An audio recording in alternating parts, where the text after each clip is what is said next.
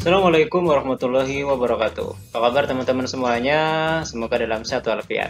Di video kali ini kita akan belajar tentang cara menghitung kecepatan yang berhubungan dengan materi perbandingan dua besaran yang berbeda.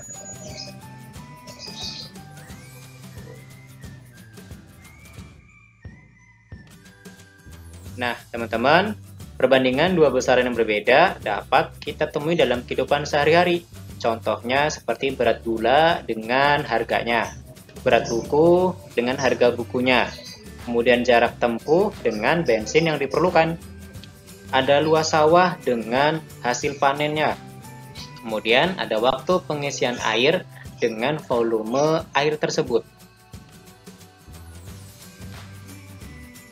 Nah, teman-teman, adakah yang masih ingat dengan kecepatan? Kecepatan adalah besaran yang diperoleh dari jarak tempuh suatu benda dibagi dengan waktu yang diperlukan untuk menempuh jarak tersebut. Jadi, bisa kita simpulkan, satuan kecepatan itu diturunkan dari satuan jarak dan satuan waktu. Satuan jarak, atau biasa kita kenal dengan satuan panjang, mempunyai satuan antara lain kilometer, hektometer, dekameter, meter, desimeter, sentimeter, dan milimeter. Kemudian untuk satuan waktu, kita sudah mengenal dengan jam, menit, dan detik. Lalu teman-teman, adakah yang kenal dengan gambar ini? Ya, ini adalah gambar speedometer. Ada alat yang digunakan untuk mengukur kecepatan suatu benda. Baik, kita ke contoh soal yang pertama. Pak Umar berkendara dari Jakarta ke Bandung yang berjarak 154 km dalam waktu 4 jam. Kecepatan kendaraan yang dipakai oleh Pak Umar adalah titik-titik. Jadi ceritanya Pak Umar berkendara dari Jakarta menuju ke Bandung. Langkah pengerjaannya, kita tuliskan informasinya terlebih dahulu. Ada jarak kedua kota tersebut, yaitu 154 km. Waktu perjalanannya, yaitu 4 jam. Maka kecepatannya kita cari dengan membagi jarak dengan waktu, yaitu 154 km dibagi dengan 4 jam. Hasilnya adalah 38,5, satuannya menjadi kilometer per jam.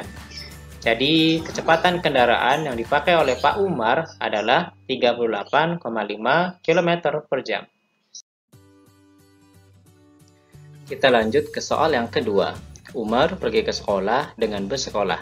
Jarak rumah ke SDT Said Naum adalah 60 km dengan waktu perjalanan 1,5 jam atau 1,5 jam. Kecepatan bus sekolah Umar adalah titik-titik. Kita bisa tuliskan informasi yang kita dapat setelah membaca soal.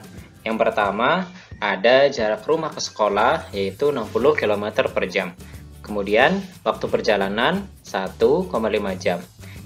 Jadi, kecepatan dapat kita cari dengan 60 km dibagi dengan 1,5 jam. Hasilnya 40, satuannya kilometer per jam.